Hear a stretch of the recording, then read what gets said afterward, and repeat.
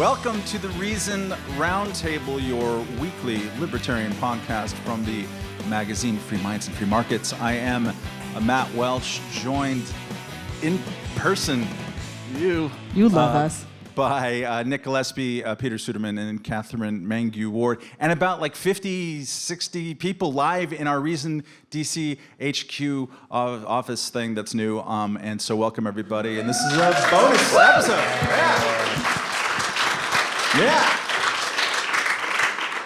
So for people listening at home or on your exercise bike or whatever, everybody in this room has been listening to bang up presentations on transportation policy and using psychedelics and downing chartreuse cocktails. So people are a little bit buzzed, so don't blame them, especially not the people who are on the microphone right now. The last presentation we had was about the podcast Why We Can't Have Nice Things, Eric Boehm.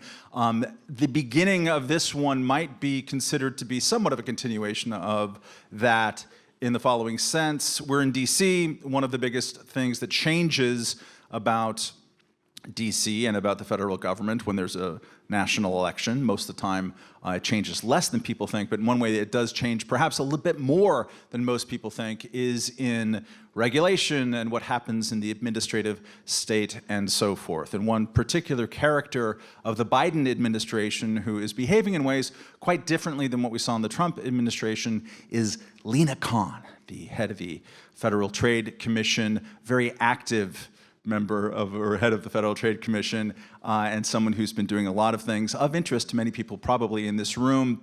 So we're going to start off with Peter, who, last I checked, lives in Washington, D.C., explaining a little bit, who is this person, Lina Khan? And you have, the rule is that you cannot reference any Star Trek movie, just out of the bat here. Who is this person? I no longer, give me 5 minutes here to rewrite my answer. Got to recalibrate. Who is she? Where does she come from? This is SETI Alpha 5. We didn't outfit these chairs with the buzzers that I had wanted. Who is she? Where does she come from? What is she doing on a macro level? And then afterwards, we might drill down into some individual cases. Peter Suderman, tell us. So first of all, to everyone in this room, happy Saturday. Lina Khan is an activist ideologue who has sought to transform the FTC into a pure anti-corporate cudgel. Her main project is that she wants to change antitrust law. And what she wants to do is get rid of the idea that has underpinned antitrust law now for decades, which is known as the Consumer Welfare Standard. The Consumer Welfare Standard basically says that if the feds want to go after a company on antitrust grounds, they have to prove that the company is actually doing something bad for consumers. Lina Khan has a different theory. What she dislikes is just stuff that's big. That's kind of it. And the reason why she dislikes things that are big, why she thinks big things are bad, is because in her worldview, bigness in the private sector represents concentrated power. So I want you to think about this for just a minute. Bigness and concentrated power. You know what else is really big and has a lot of concentrated power? That's right, it's the federal government that she works for and represents now. And she's just totally blind to this. I think it's maybe even worse that she's totally blind to the idea that the federal government has a lot of power. It's that she is actively working to increase that power, not only for ideological reasons and sort of as an activist crusade, but she is doing so in ways that are at least dubiously ethical. So earlier this year, the FTC's lone remaining Republican commissioner, typically the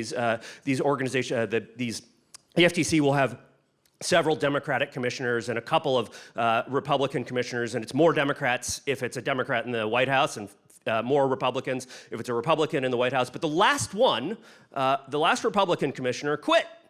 And when this person quit, they wrote an op-ed for the Wall Street Journal saying that it wasn't because Lina Khan was pursuing a novel, outdated, wrong theory of antitrust. No, that's okay. Actually, that's just sort of how commissions work. We're supposed to have different ideas about the law and how it's supposed to work. No, it's because she had a disregard for due process and the rule of law, and she was abusing government power. And this is Lina Khan in a nutshell. She wants to make the government bigger, and she's willing to abuse the power of her office in order to do that. And I think she is probably the single most anti-libertarian person in power in Washington today. That's saying a lot. Manny Klausner, ladies and gentlemen, is right once again. Let's go to some of kind of greatest hits, greatest misses in Lina Khan's tenure. Katherine, why don't you lead us off with a test case? First of all, I just want to say howdy to everyone here. And second, I obviously want to talk about a time that Lina Khan lost and her FTC got kind of pushed back. Y'all may not know, but I am now a fitness bro. I love to go to the gym and work out, which means that I am now keenly interested in the future of fitness app antitrust.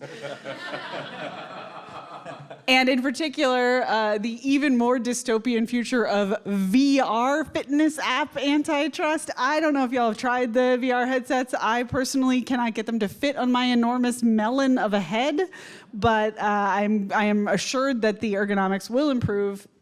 And they will probably improve in the hands of Meta, which of course is a large player in this space.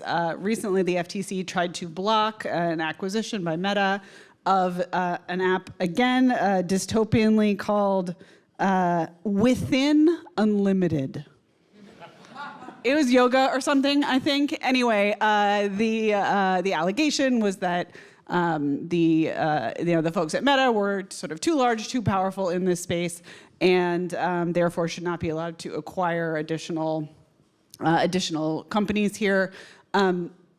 That was ultimately not allowed, so that Meta did acquire that app. But then later, in another fight with a separate app, we get this classic Baptist and bootlegger situation, right? So I have no doubt Lina Khan believes what she's doing. She is the Baptist. But the rhetoric, the kind of neo-Brandeisian rhetoric around antitrust is now being wielded by anyone that wants to bring down Meta. It's too big, it's too powerful, and so folks who are suing them, folks who are in conflicts over contracts with them, use the same language that the true believers use, and they are clearly using it just for their own bottom line. Anyway, always delighted to see a Lina Khan defeat. Nick, what's one case you've been paying attention to? Yeah, thank you. It's also important to note that the FTC is, they're like the historical Philadelphia Phillies, 0 wins and 10,000 losses. But that's part of the strategy, is that the FTC can keep. There's a couple of Philadelphia fans back there. I'll speak slower. 0 wins and 10,000 losses. But the FTC, and this goes to Peter's point, they can just keep taking shots, and eventually they'll win a couple, and it has a chilling effect whether they win or not. But the one I also, just to, Lina Khan grew up on Long Island, and I like to think of her as regulatory Billy Joel. And it's something that should be contained to Long Island, okay? But unfortunately has escaped the penal colony that is Long Island. So Activision was going to be bought by Microsoft. Activision, the gaming company, which has Call of Duty in particular, which is a very popular game. And they wanted to merge. It kind of makes sense. Microsoft makes the Xbox, and for her and her FTC, that was too much. And this is a merger that the Chinese government said, okay, we're good with that. Chinese government. Yeah, the red Chinese government. Saudi Arabia was like, yeah, okay, we're good with this. The EU was good with this, but it was no in the United States. They got an injunction against it, which ultimately was kicked out by a judge who said this is ridiculous. There will be a trial later, but this is the kind of action that we have in our FTC right now. Before we go to Peter's example too, check out Profits of Regulation. Tom Hazlett hit me to this book years ago, came out in 1984, and it's a great book about 4 different regulators, including the person who is inspiring Lina Khan and other people who hate big companies just because they're big, and that's Louis Brandeis. And we can maybe talk more about why what was called the curse of bigness is animating so much energy in DC.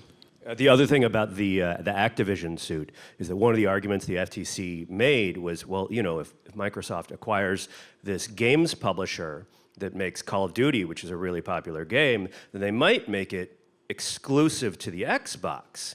So, among other things, Microsoft was like, no, we're not going to. They signed a bunch of contracts, like making clear that they weren't going to. They said very publicly, and also like, you know, did this contractually where it wasn't possible. They committed to a 10-year window where it would not be. That is Sony PlayStation's entire strategy, is having a bunch of games that are exclusive to a console. And so it was like, that's just how this market competes already. That's how business is done in the video game world. To go to Catherine's point, Sony is the bootlegger here. They're whispering in the ear of the government, like, oh my God, they might take these games to be platform specific.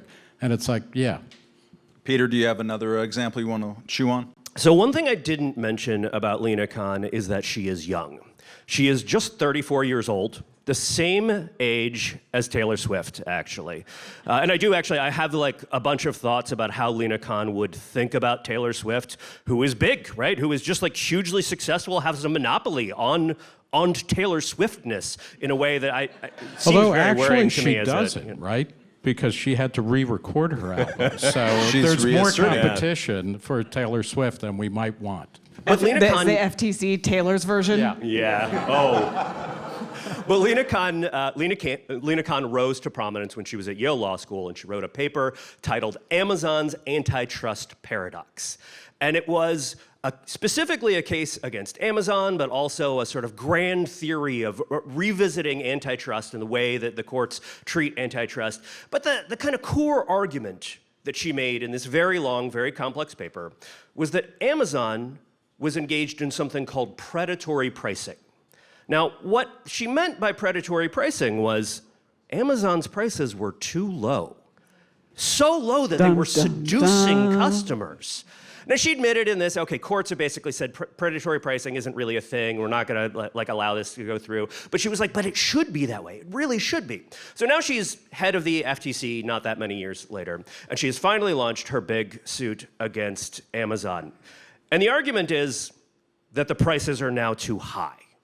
And so it is completely the opposite of the argument that she made that launched her to prominence and that probably, arguably, put her in the top job at the FTC. It's an incredibly weak case. There are just misunderstandings of kind of basic statistical findings in it. It's not at all convincing. And it is the exact opposite of the theory that she operated under before.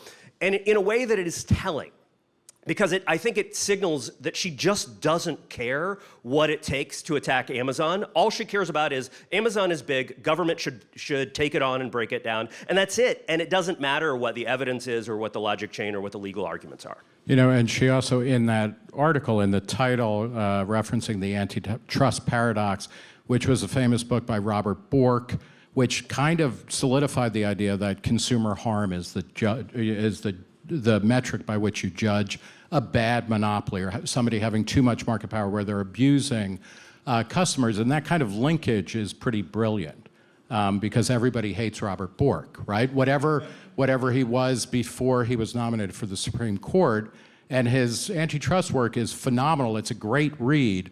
He became kind of a monstrous version of himself afterwards. So, you know, there's a really high level of kind of rhetorical sophistication, if not economic analysis at work here, which is one of the reasons why, this stuff gains a lot of traction in public debate. I mean, when with Suderman's opening sort of remark / joke, and with the presence of the great American hero Boehm in this room and seeing his presentation this morning, it reminds you of what you've forgotten, but we wrote about a ton in the 1970s and afterwards, is that people then, economists then, were applying this kind of antitrust thought to government. That was part of the deregulation of airlines and other things that Reason's written about, and got their beautiful fingerprints all over in those early days. And it just feels like that has vanished as a go-to thing for people who are talking about policy, to the extent that people even talk about policy anymore.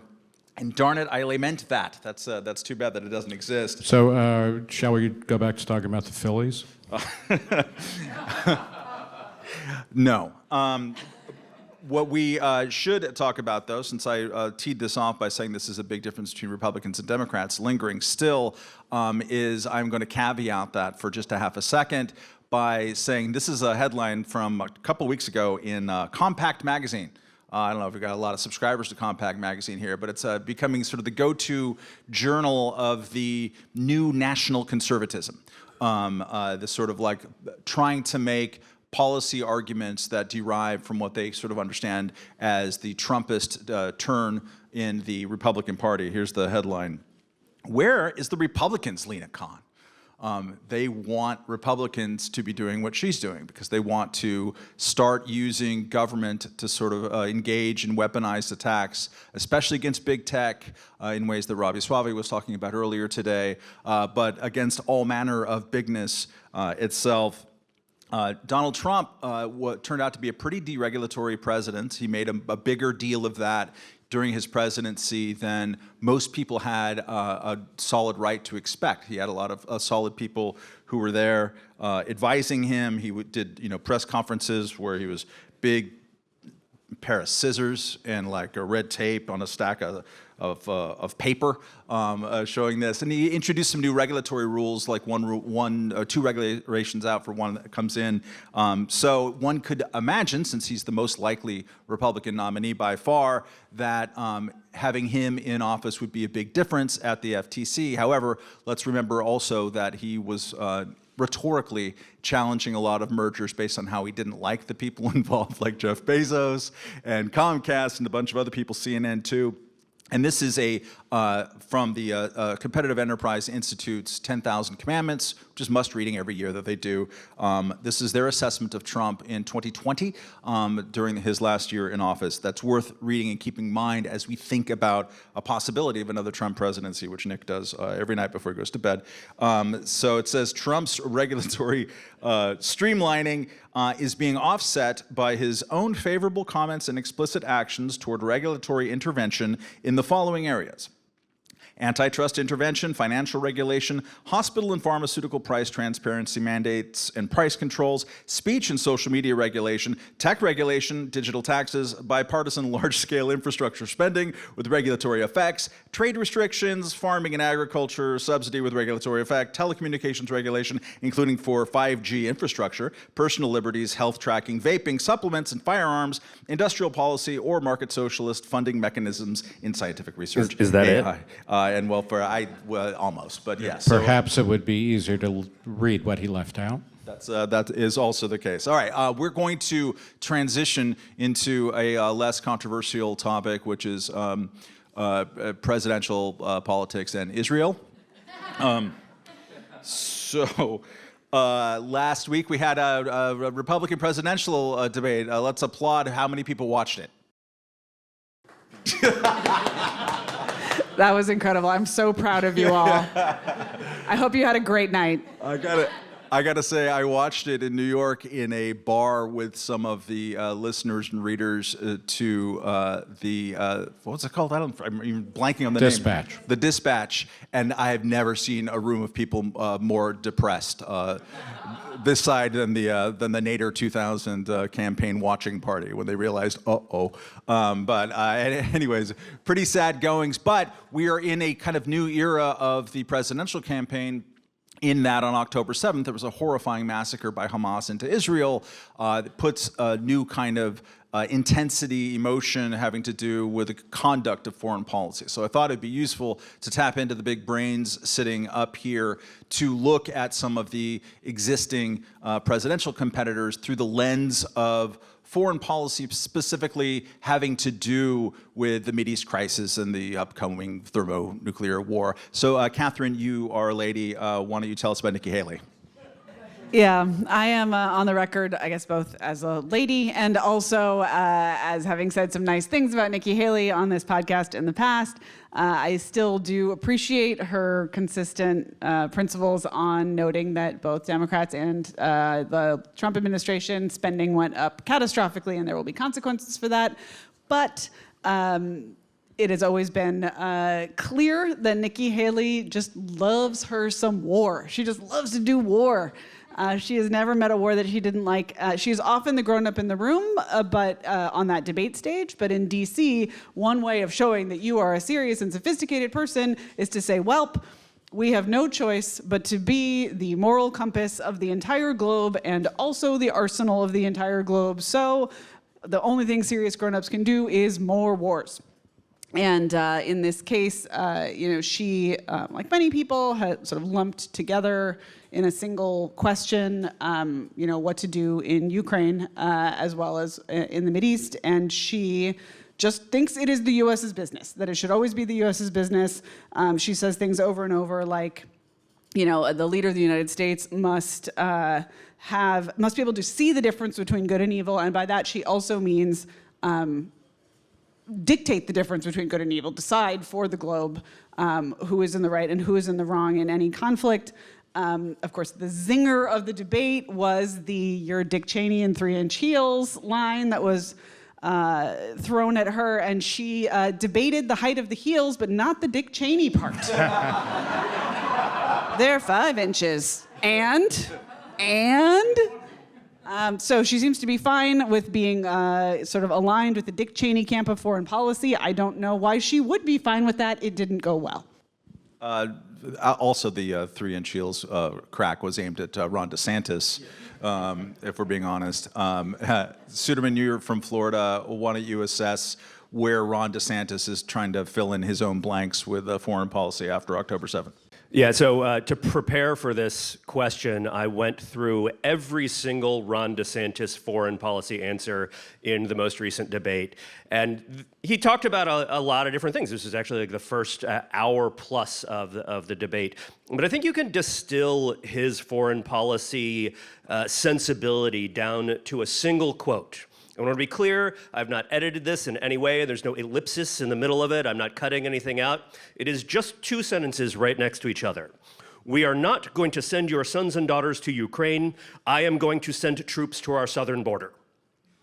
That's it. That's the Ron DeSantis foreign policy in a nutshell. He doesn't have a foreign policy. He doesn't have a grand theory or an ideology in the way that, say, Lina Khan has about antitrust. What he has is a collection of politically expedient positions that he has cobbled together in hopes that you don't notice that he doesn't really have any kind of big theory. And what he does is he wants to just sort of say that position and then get right to, "and we'll bomb Mexico." And if that doesn't work, then the next thing he wants to do is try to bring foreign policy into the culture war arena.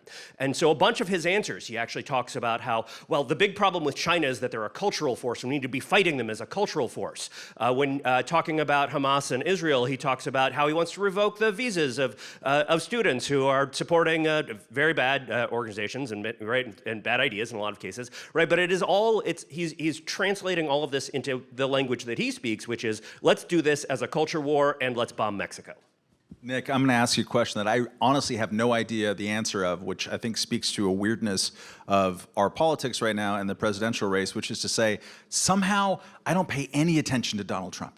Just none, because, I don't know, everyone knows he's going to win. Most people are fatigued by him, or at least just sort of sporadically entertained by him, but not fixated on him as much. But what the hell has Donald Trump been saying about October 7th and foreign policy since then? Yeah, Trump, unlike any of the other candidates, he has a track record in foreign policy as president. And he came into office when he was running in 2016. He said, you don't have to drop bombs on everybody.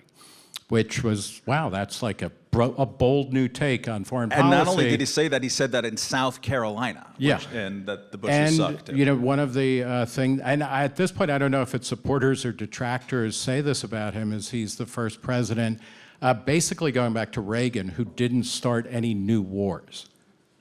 Which Grenada erasure, I think, or something? Well, that's under Reagan, yeah, or NHW. So in any case, but he did intensify many efforts, including in Yemen. I think what we're seeing with Trump, he rejected, particularly when he was running against Hillary Clinton, who very much had a kind of a worldview, a worked out worldview of America, coming out of both her husband's kind of administration and then also the Obama administration, that the United States is the indispensable nation and that we need to be everywhere, always, all the time. And Trump doesn't believe that, but he does believe he is the indispensable human.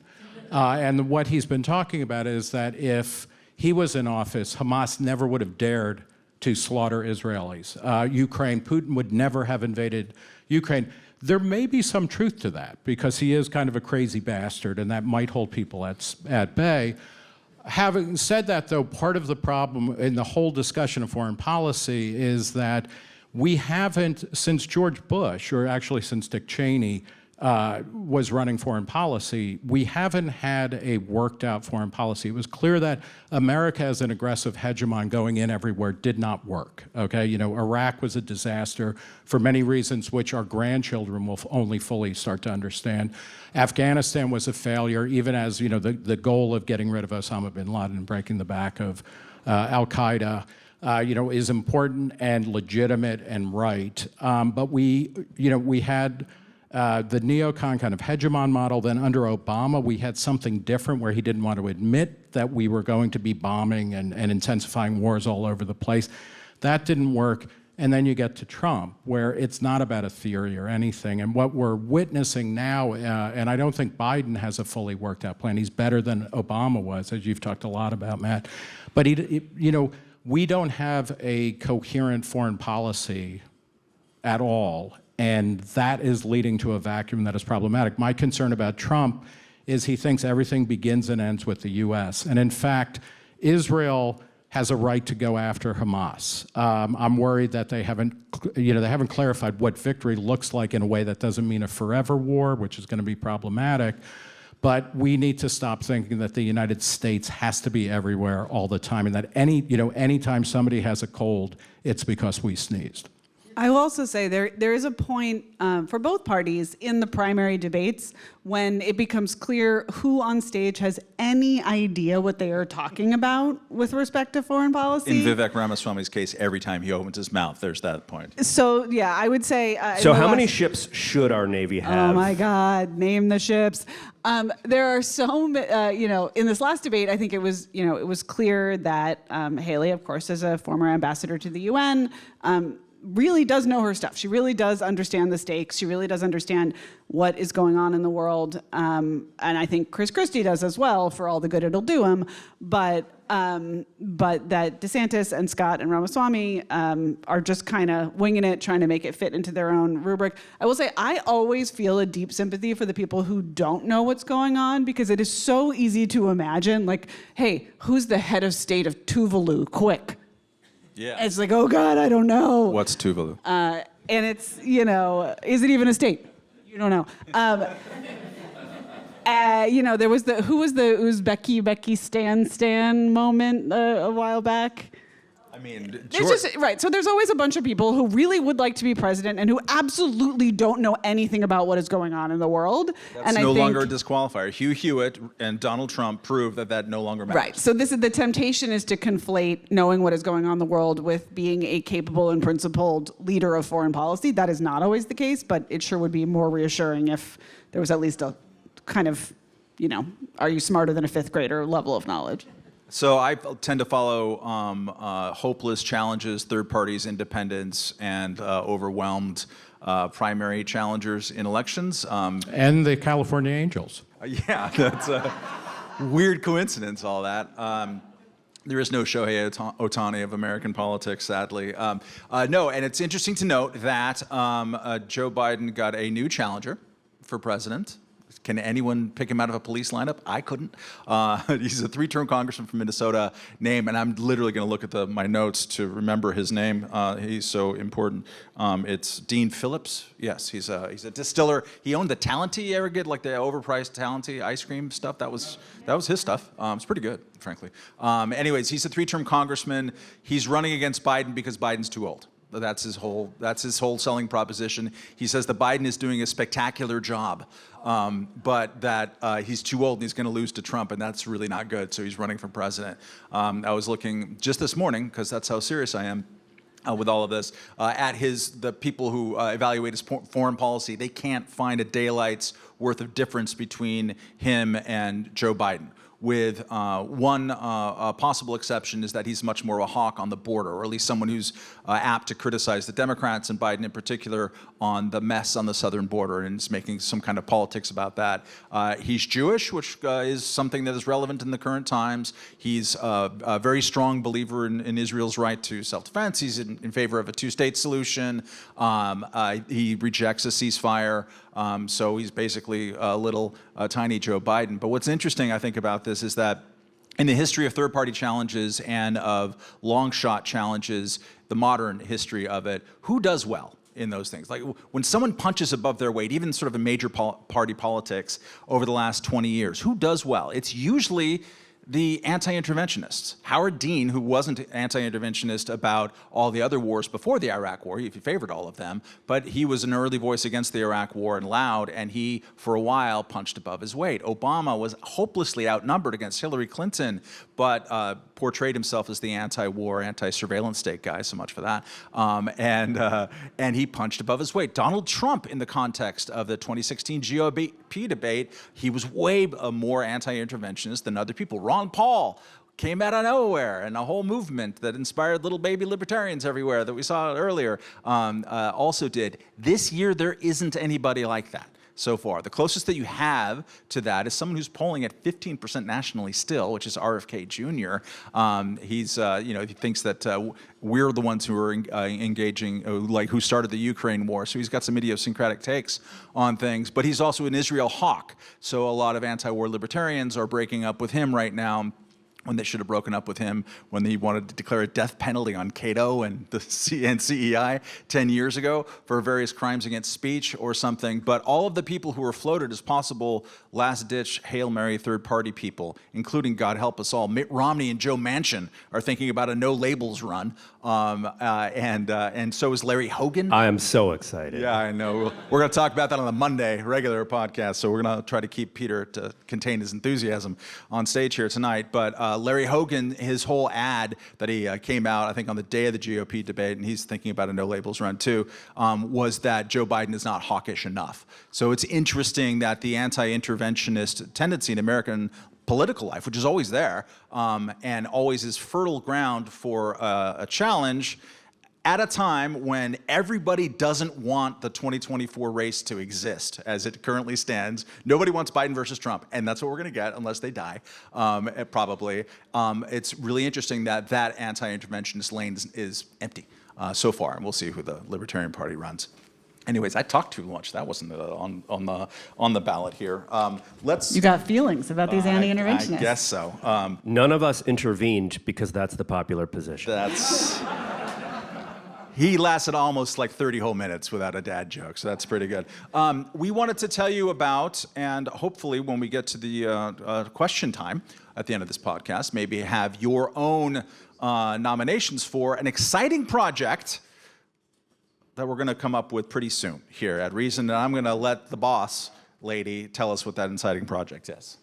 So we recently came together, the whole Reason editorial staff, and saw each other in the flesh, because sometimes that's a good idea, and then we won't be doing that again for several years, because sometimes it's not a good idea. But one thing that we talked about is, how do we know when we've done something good? And so we had everybody bring ideas for what will eventually become a sequel to Choice, The Best of Reason, which was the Reason anthology that Nick put together. It's time for a new one because it's been a hot minute.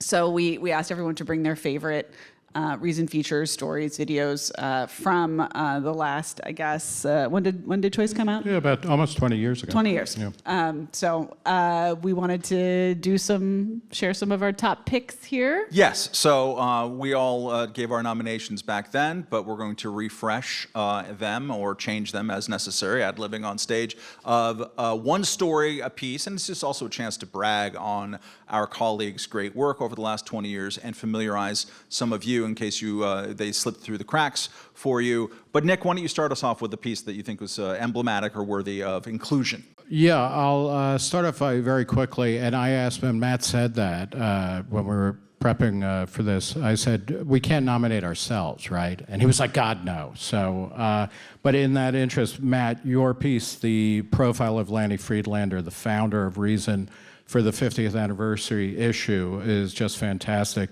Katherine has a great piece about why plastic bags are good for us, which is phenomenal. And Peter wrote a profile of the Congressional Budget Office at a time when they were scoring Obamacare that had real impact even on the way that they process. So those are three excellent options.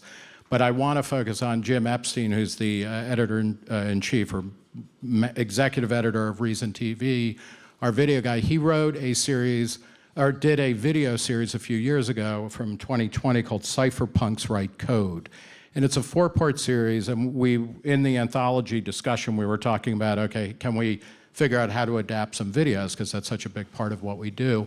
But the Cypherpunks list was a listserv of people who, Don Lavoie, the late lamented professor at George Mason University, called high-tech Hayekians. And these were people in the 80s and 90s who were imagining what the internet could look like. And they came up with all sorts of fascinating things. And it's this group of people who ended up influencing things like, or you see their influence in Bitcoin, WikiLeaks, Tor, the Onion router, BitTorrent, Silk Road, and other things. And why it's great is it's a recovery of a kind of alternative vision for the internet, even as it influenced what we have. But it also shows the libertarian roots, like what happens if you envision things from a decentralized position. And we need to, go back to that moment before we take the internet for granted. We take the profusion and proliferation of sources and do-it-yourselfness and being able to pull in all sorts of information and create worlds in cyberspace that come back and actually change how we live. We take it for granted, but that's what they were doing. And we now are in a world where people hate big tech for the most part. This is one of the reasons why Lina Khan is able to say, oh, Amazon sucks, Facebook sucks, Microsoft sucks. People are in a funk. And this series reminds us of techno-optimism and of how, when you take human ingenuity and then create the technology needed to create the world you want to live in, wonderful, beautiful things happen. So I like Cypherpunks Write Code. Before I kick it over to Suderman, in the interest of completion of Nick's surprise bid there, I would throw in his great 10th anniversary of 9/11 piece about how art failed us after 9/11, which is an examination of all the various failures, novelistic especially after that, and then how perhaps the best bit of art after 9/11 was a piece that wasn't about that, which was Man on Wire. You'll get verklempt even saying the name. Suderman. So my pick is a 2017 feature story by Eric Boehm titled How Virginia's Hospital Licensing Laws Led to an Infant's Death, the Deadly Consequences of an Obscure Medical Licensing Law. So most of you in this room, I would bet, are probably familiar with certificate of need laws.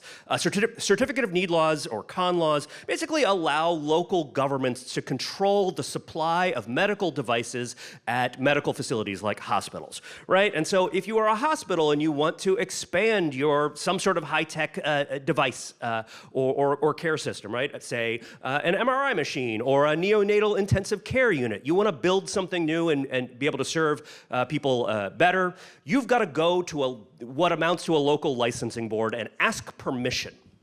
Now, that board is often either composed of or heavily influenced by other people who also work in the field, which is to say, your competitors. But it's this long, bureaucratic process. It's a lot of paperwork. There's court hearings and stuff. I'm bored just talking about this, honestly, but it's really important.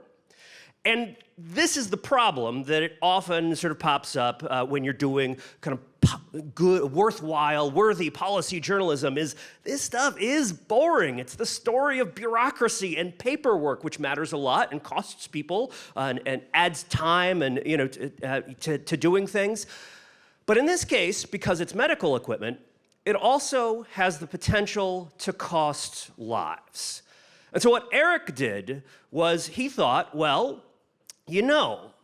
if we are right about this, if our theory of the case is correct, that this isn't just an added cost and a bunch of nonsense bureaucracy, then we should be able to find something that happened, a tragedy. We should be able to find a medical human cost as a result of these laws. And so he spent a huge amount of time in Virginia going through court records and basically found a story in which there was a hospital. It was the smaller hospital in a town with 2 hospitals. They wanted to build a neonatal intensive care unit.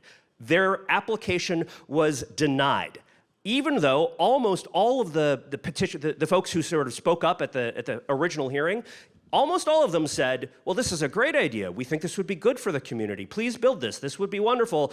There was the larger hospital across town that said, actually, we think we can serve this community well. We don't need another neonatal intensive care unit in this town. So what happens is a couple of years later, of course, there's a woman who is pregnant who has a crisis emergency event, shows up at the smaller of these hospitals that does not have the care unit. And she's 24 weeks pregnant. She's had an incident that's basically going to cause her to deliver early and might kill both the child and the mother. And they want to get the mother and they want to get this patient across town. And they can't because the other hospital has control of the very special ambulance that you have to have with the special bassinet to run somebody like this across town to take care of a patient like this. And so they do what they can at the hospital. The mother survives and the baby does not. And Eric reported this story out and showed that there were real consequences to what often seems like a very bureaucratic, very boring story about paperwork. And that, I think, shows the power of journalism generally to put a human face on these stories, but also something that Reason specifically is very good at. We all love policy papers, and it's really important to have good work, sort of like taking apart legislation and showing what it would do or what it has done, cost estimates, all of that stuff. But what journalism can do at its best, I think, is put a human face in it and real human consequences to some of these laws that might otherwise seem obscure or opaque or like they don't really matter to people's lives. And Eric did that tremendously in his story. Katherine, boss lady, what's your pick? I just want to say, as a footnote to Peter's excellent selection, this does lead to this sort of a horrifying moment where your reporter calls from on the road and says, "I found the dead baby." Oh, and God. you're kind of excited because You're it's like, like, oh, the story's gonna, like, that's the story. Glad he found the dead baby, and then horrified that you're glad Yes. that he found the dead baby. So I want to We talk were about... thrilled that we were able to expose that it was, in fact, a tragedy. Yes. I want to talk about the work of Elizabeth Nolan Brown, and in particular, her Reason cover story, The War on Sex Trafficking is the New War on Drugs. That story she wrote long before anyone else understood how important that beat was. This week, we actually expected to have a verdict in the Backpage case, which you may have been following in Reason, but there's a straight line from that story to today. This is the case of a site that was facilitating consensual adult commercial transactions and wound up being accused of sex trafficking and also of sex trafficking of children. And the founders of Backpage have suffered horribly. One of them has died in the course of the case. Committed suicide a week before the trial was committed suicide, pretty much as a direct result of the consequences of how horrible this trial has been. This is exactly the kind of thing that Liz saw coming when no one else saw it coming. I do think there will probably be a verdict next week. It was supposed to be this last week, but one of the jurors got COVID, and also the jury is wondering what to do if they can't agree. So I guess we'll see what happens in that case. But one thing that I think is underappreciated is that there's also a straight line from that story to Liz's most recent cover stories, which are about antitrust and about tech regulation. It is in fact true that the stories of that she was working on earlier in her career about the rights of sex workers are they are the same story as the age verification rules that we talked about on adult websites. They're the same story as all of the efforts by regulators and by congressmen to bust big tech we live online, and that includes having sex online, and Liz has followed that story all the way through. She is off on maternity leave right now, which is very inconvenient of her, as I have complained on this podcast before. How dare she? But that long arc of that story, at least part of it, will be coming to a conclusion this week. It is a tragic story, and she saw that early on and covered it brilliantly for us. I do want to point out that Matt is the only one who brags about having sex online.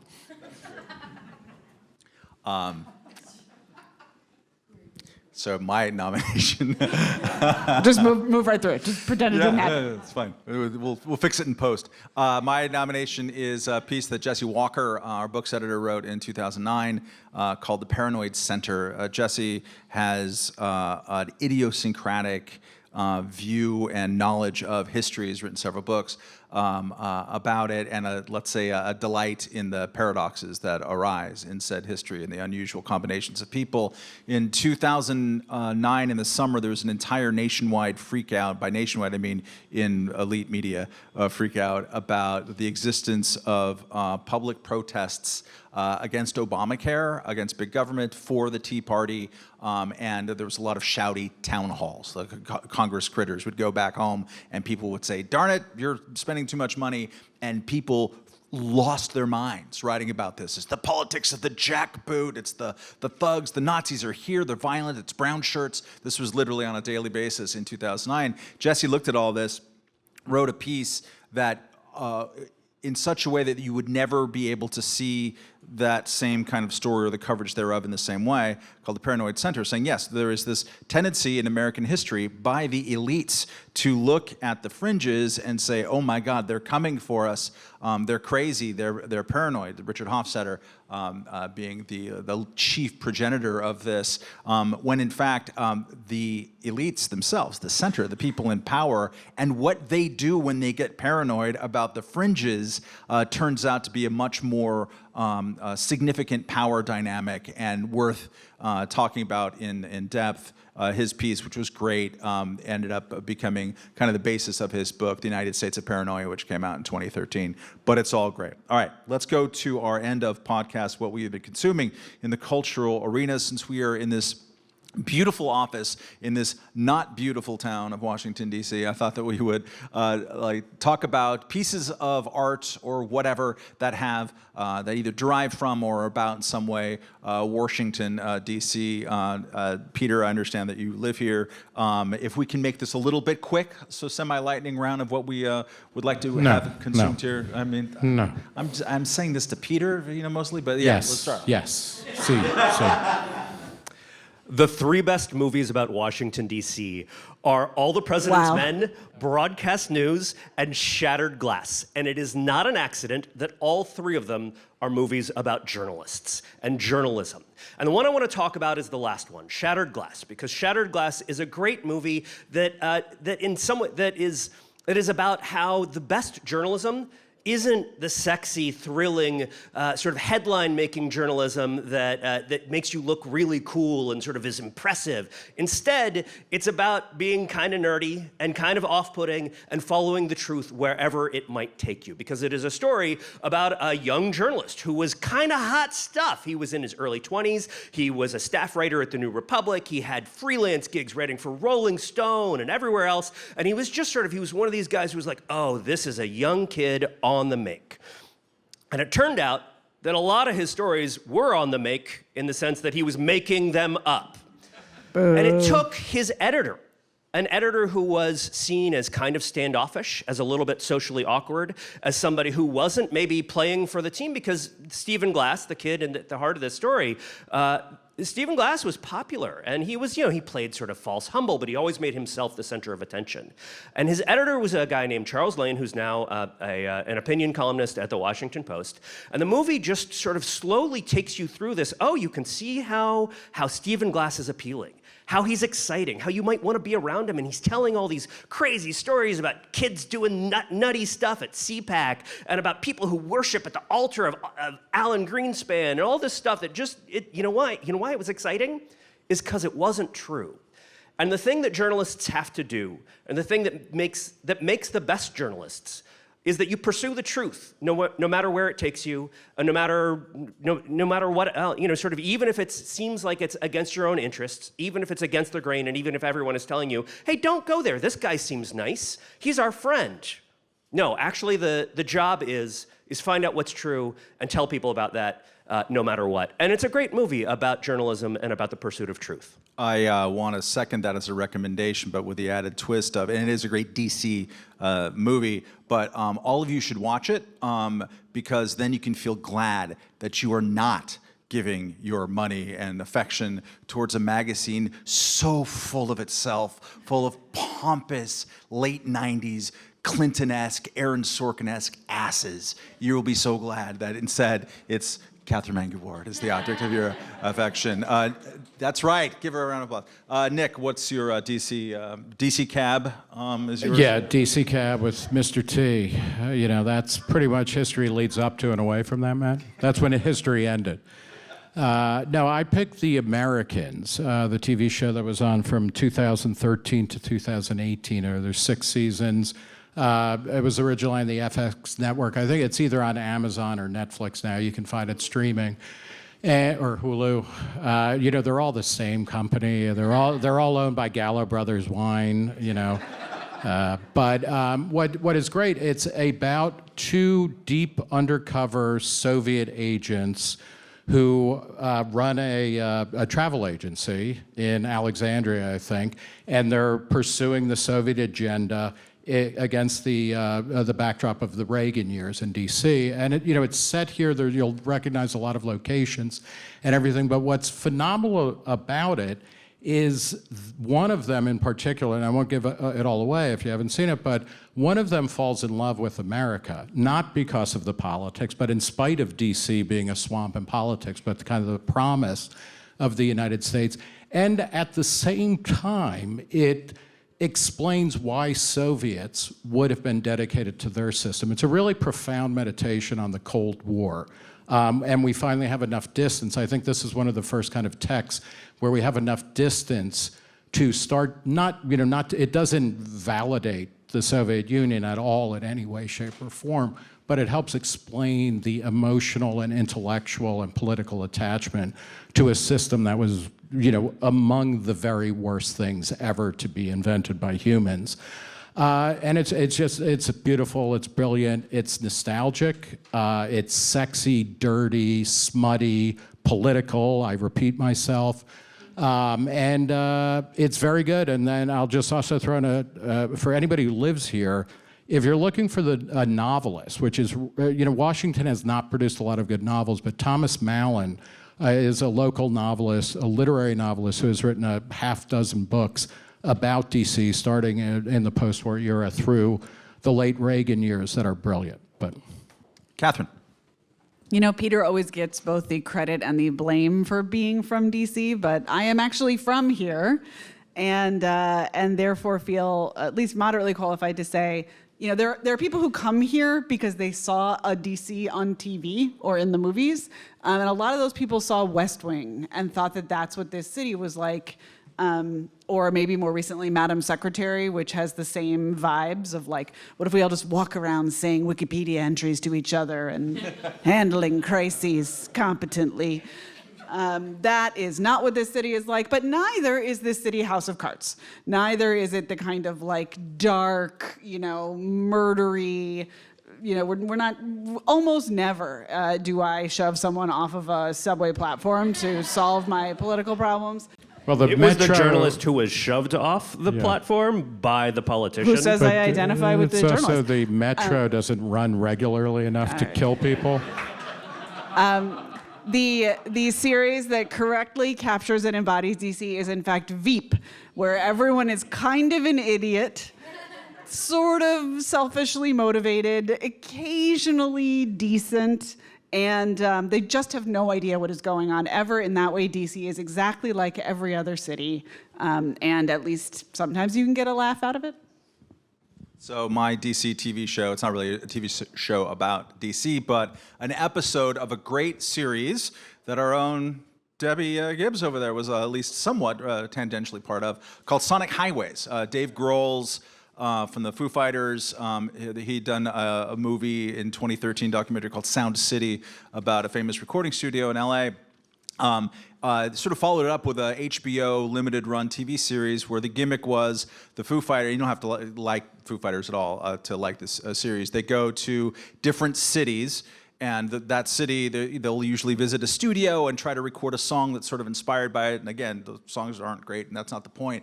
But they end up doing a musical documentary about the kind of hidden history of the music scene in each city. So they go to Chicago, New Orleans, and Seattle, obviously, is a very poignant episode. But the DC episode is probably the best one because Grohl is from around here. So I think he's from Virginia, but definitely grew up in the DC scene, in the punk rock scene.